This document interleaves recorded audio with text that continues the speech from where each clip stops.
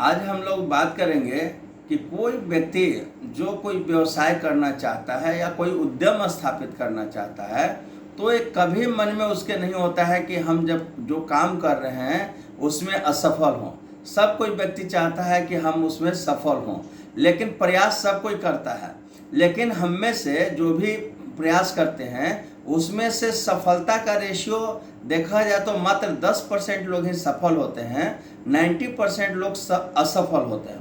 तो कोई व्यक्ति सफल और असफल क्यों होता है, इस बात पे हम लोग आज बात करेंगे कि सफल होने के लिए आपको क्या करना चाहिए। सफल होने के लिए सिर्फ और सिर्फ आपके अंदर 3 चीज़ों का होना जरूरी है कि आपको पता होना चाहिए कि आपको जो काम करने जा रहे हैं उस काम से आपको क्या मिलने वाला है, कितने दिन में मिलने वाला है और किस लिए मिलने वाला है।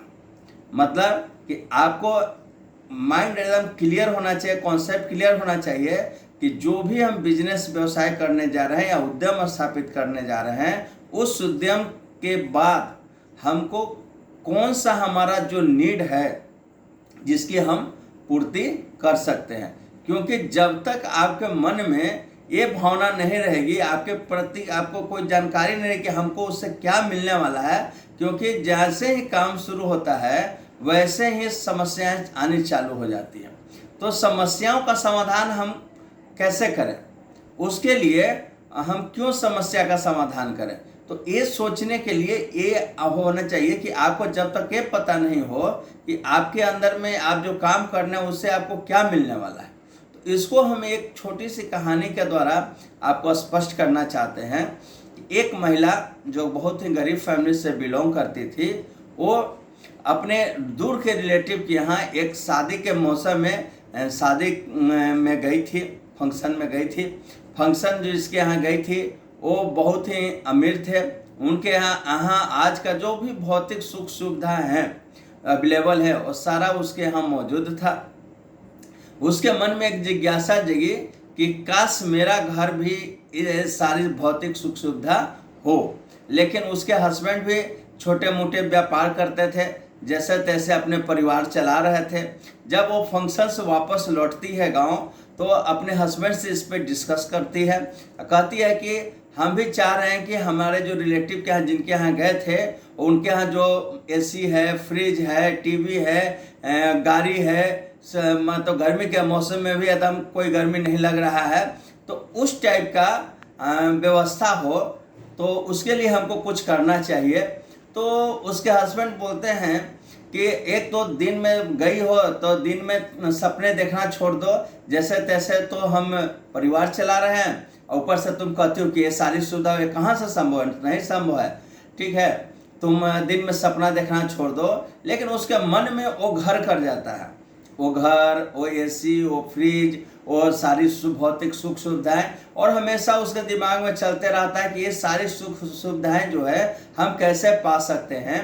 तो अपने पास के पड़ोस में ही एक महिला से मिलती है जो पढ़ी लिखी है, उससे अपने ड्रीम के बारे में डिस्कस करती है और पूछती है कि दीदी हम कैसे हमारे ये सारी सुख सुविधाएं पा सकते हैं। उसके लिए चूँकि हमारे हस्बैंड भी मना कर दिए हैं, वो भी नेगेटिव हैं, तो आप ही हमको कोई रास्ता दिखा सकती हो।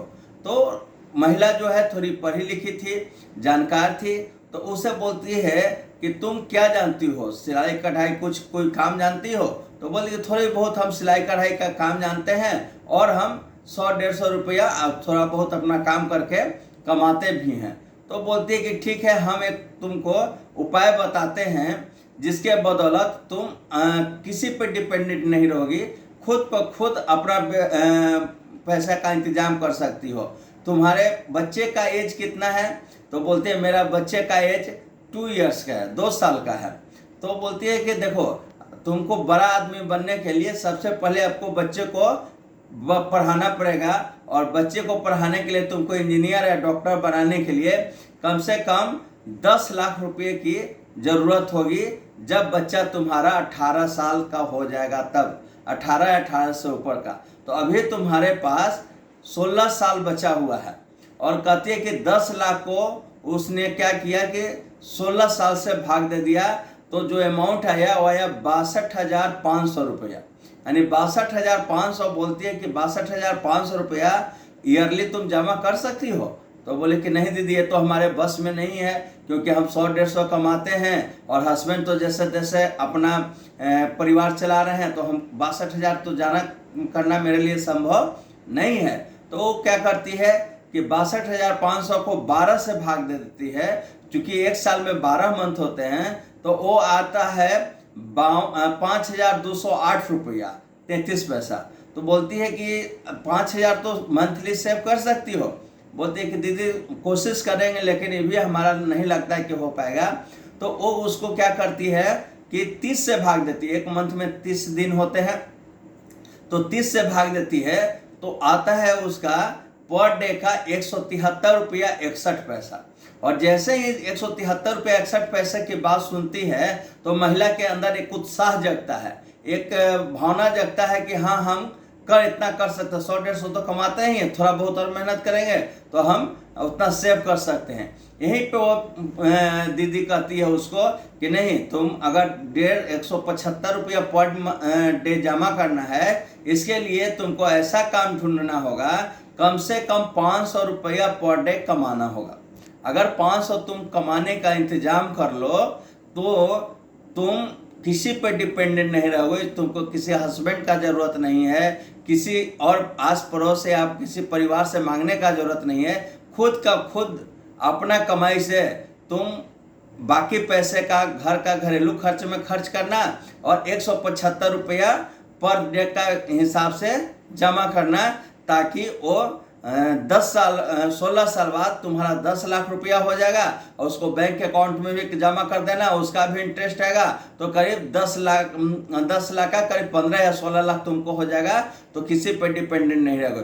ये सुनने के बाद उस महिला के मन में एक उत्साह जगता है और उसको लगता है कि हम कर सकते हैं। और दूसरे दिन से वो ऐसा काम ढूंढना चालू करती है जहां से 500 रुपया से कम ना है। और इसके लिए वो प्रयास करती है, दिन रात सोचती है, रात में सोचती है, सुबह में प्लान करती है, फिर सुबह में उसको एक्टिविटी करती है। जहाँ पे लैकनेस रह जाता है, जहाँ पे कमियां उसमें रह जाती है, पुनः उसको दोबारा करती है और 1 महीने तक वो एक्टिविटी करते रहती है। और तब तक शांत नहीं बैठती है जब तक वो 500 या 500 से ऊपर अर्निंग होने लगा।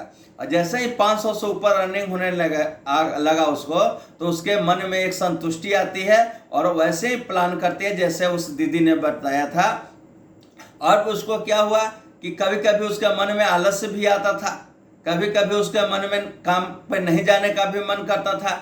कभी बरसात के मौसम में बारिश में लगता था कि आज काम पे नहीं जाए। लेकिन जैसे ही बच्चे का चेहरा और उसका वो सपना, वो ड्रीम, जो सारी भौतिक सुख सुविधा को पाने की, वो उसके सामने नजर आती थी, तो सारा आलस, सारा समस्या सारा दूर हो जाता था और उसके बाद वो अपने काम पे लगी रहती थी। तो दोस्तों, हमको कहना है कि अगर आपके अंदर कोई सपना है, कोई ड्रीम है, हर आदमी का अलग अलग नीड है, अलग अलग ज़रूरत है। और उस ज़रूरत का 90% जो माध्यम है वो है पैसा। और आप अपने ड्रीम को देखिए कि कौन सा ऐसा सपना जो आपके आंखों के सामने दिखे और जिसको पूरा करने में आपको कभी आलस आए, कभी आपको लगे कि आज काम पे नहीं जाएंगे, ऐसा प्लानिंग नहीं करते हैं, तो वो आपको आंखों के सामने नजर आए और आपको उत्साहित करे कि नहीं, उस आलस को छोड़ देना है और समस्या आई है, उस समस्या का हमको समाधान करके हमको अपने नीड को, अपने ज़रूरत को पूरा करना है, ताकि हम अपना जो ड्रीम देखे हैं, हमने जो सपना देखा है, उस सपना को पूरा कर सके। तो सफलता का सही मंत्र, मूल मंत्र यही है कि आप अपने नीड को ढूंढें और उसको एनालिसिस करें कि आपको कितने समय में कितने पैसे की जरूरत है और किस माध्यम से आपको पैसा चाहिए, और वो माध्यम के अनुसार आप अपना एक्टिविटी करें और माइक्रो लेवल पर, छोटे सूक्ष्म लेवल पर उसका एनालिसिस करें। और जहां आपसे कमियां रह गई हैं उस कमी को ढूंढ कर दोबारा प्रयास करें। अगर आपसे समस्या या कमियां नहीं ढूंढ पाते हैं, कहीं समस्या आती है, दिक्कत हो रही है, तो अपने इष्ट मित्र से बात करें, इष्ट मित्र नहीं होता है तो गुरुजन के पास जाएं, नहीं होता तो 15-20 साल से उस काम में जो लगे हुए एक्सपर्टीज हैं उनसे सलाह लें। बात करना, सलाह लेना, किसी से डिस्कस करने के बाद आप समस्या का समाधान कर सकते हैं। हम में क्या होता है कि जैसे ही समस्या खड़ी होती है तो हम लोग क्या होता है, बैक टू पवेलियन हो जाते हैं और ये सोचते हैं कि क्या हमारे घर में खर्चे घटा हुआ है, हमारा तो दाल और रोटी चलिए रहा है। इसलिए हम उस समस्या को एटीट्यूड छोड़कर बैक टू पवेलियन आ जाते हैं और क्या होता है कि हमारा जो समय लगा, हमारा जो पूंजी लगा, हमारा जो मेहनत लगा, वो सारा बेकार हो जाता है और हम फेल्यूर हो जाते हैं। लेकिन जो व्यक्ति समस्या का समाधान करना ढूंढ लिया और अपने लक्ष्य के प्रति आगे बढ़ते रहा, उसको सफलता मिलेगी ही मिलेगी, ये गारंटी है।